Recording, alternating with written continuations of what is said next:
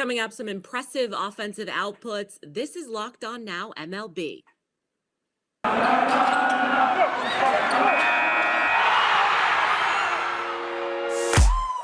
The biggest games, the best performances, expert analysis. You are Locked On Now.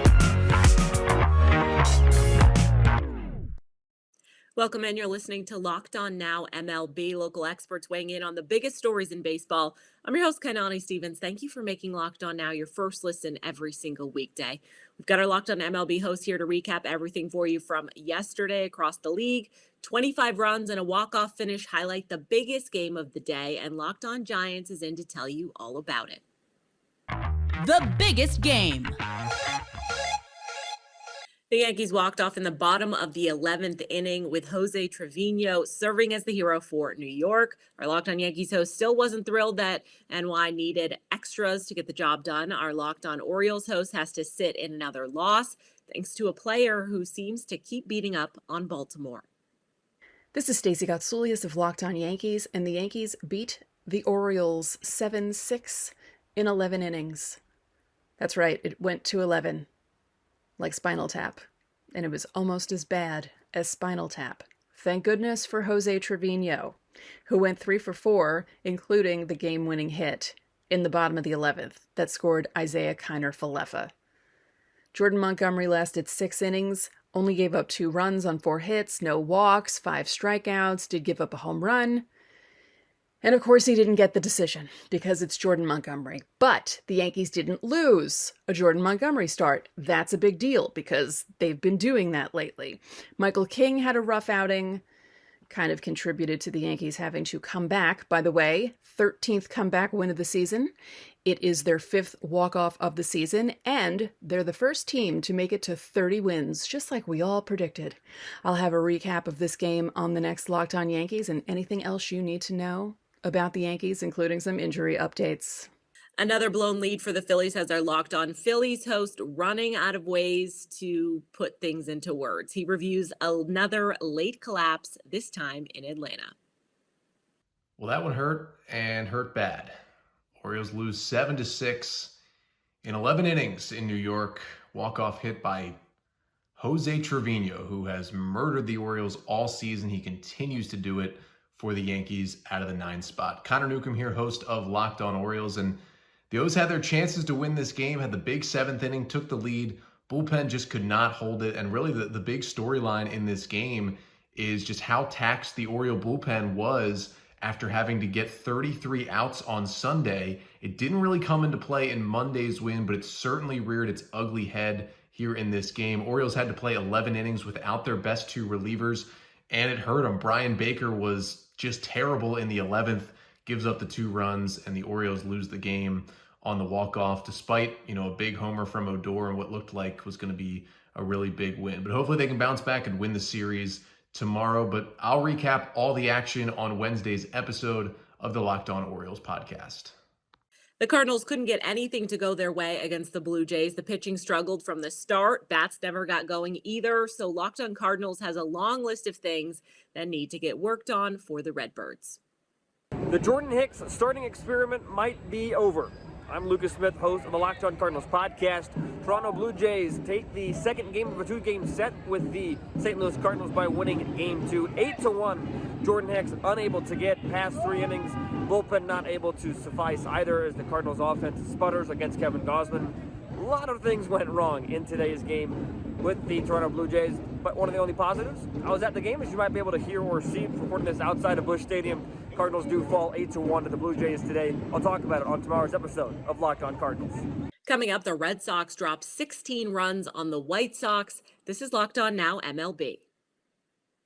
Today's edition of Locked On Now is brought to you by BetOnline, the #1 spot for all of your online sports gambling needs. Definitely want to head over there with the NBA playoffs continuing, as well as the Stanley Cup playoffs. And of course, you can get all your bets in there. Just head over to betonline.net. Welcome back to Locked On Now MLB. I'm Kainani Stevens. Thank you for making Locked On Now your first listen every single weekday. The Red Sox hit all over the South Side against the White Sox as we continue our look around the league. Let's go around the league. The White Sox took a beating at the hands of the Red Sox at home on Tuesday. 16 runs for Boston made this one of the worst losses our Locked On White Sox host has had to watch in quite a while. The Chicago White Sox lost to the Boston Red Sox 16-3, one of the worst games I've seen in a very long time. White Sox starter Dylan Cease had a horrible outing. He had nothing going for him. Trevor Story took him deep early. Cease gave up a bunch of runs, threw a ton of pitches, and was gone after 3 innings, leaving the White Sox bullpen with a lot of work to do. Sox offense had absolutely nothing. They had a home run from Jose Abreu, 6 hits altogether from 3 different players, Tim Anderson, Andrew Vaughn, and Jose Abreu. Sox hopefully get back on track on Wednesday when they send Lucas Giolito to the mound against Rich Hill for the Boston Red Sox. Everything was working for the Angels yesterday against the Rangers with Noah Syndergaard leading the way on the mound. Locked On Angels goes over his dominant performance.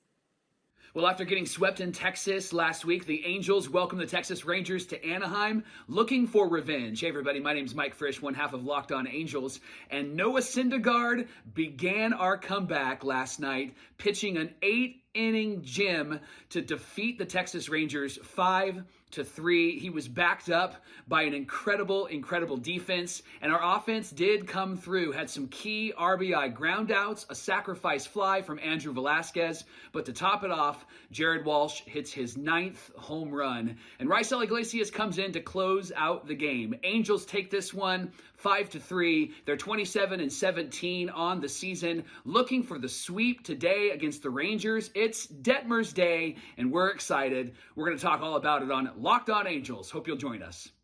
The Guardians lost to the Astros in a game our Locked On Guardians host says could have gone differently if the Cleveland staff had made a change before things had a chance to get out of hand. Jose Ramirez stays hot. The Guardians do not. Zach Plesac is far from pleasing as the Guardians lose this one 7-3 to the Houston Astros. I know Plesac is an easy punching bag, but let's also be honest here. He shouldn't have been in this game. He had been ineffective for the previous 2 innings, and the minute he ran into trouble in the 5th, they should have had someone up. The fact that it took so long for him to get pulled, to go up that 3-run home run, it shouldn't have happened. That is way too long to leave a guy in. There have been signs that he had been struggling. There was an attempt to come back late, but it obviously didn't come together. This was a hard pitching matchup. Listen, if you listen to the show, you know I predicted the win on Monday, the loss today. I'm predicting a loss tomorrow, so you have to tune in, watch the game, and then make sure to check out Locked On Guardians. See if I go 3 for 3 on this series. I'm hoping I am wrong, but we will find out tomorrow. The Seattle Mariners took a lead early in their game on Tuesday, but the bullpen let it go. Our Locked On Mariners host says Seattle needs to get some pitching to help finish off these games. It's now been an entire month since the Mariners last won back-to-back ball games. This is Ty Gonzalez, host of the Locked On Mariners podcast. Mariners fall to the A's 7-5, and I have a couple of takeaways here. The first, Jerry Dipoto needs to get this team bullpen help right now. Not next month, not next week, right this second. This cannot go on any further. The Mariners have maybe 2 relievers they can trust right now, and neither one of them is Anthony Misevich or Drew Steckenrider, but those are the guys that Scott Service is going to right now in key situations. And once again, surprise, surprise, it did not work out for the Mariners. They need more help. They need someone from the outside. Jerry Dipoto needs to get on the phone right now and figure something out. This cannot go on any further. The Mariners cannot live with this bullpen right now. The second takeaway, as crazy as this is to say in the month of May, and I'm sure some of you are going to raise some eyebrows at this, tomorrow is a must-win game for the Seattle Mariners. They are 18-26. If they lose tomorrow, they are going to be in last place in the AL West, and they have the Astros coming to town right after. That is not a place the Seattle Mariners want nor need to be in right now with the way that they're stumbling. We're going to be on Locked On Mariners for our post-game show after the game. Be sure to join us on YouTube or wherever you get your podcasts. We'll see you then. On Monday, it was small ball. Yesterday, it was the long ball that got the Dodgers a win. Locked On Dodgers goes over the derby LA put on against Washington. Well, the night after scoring 10 runs with 0 homers, the Dodgers scored 9 runs with 4 homers on Tuesday night to beat the Nationals 9-4. What's up? It's Jeff from Locked On Dodgers.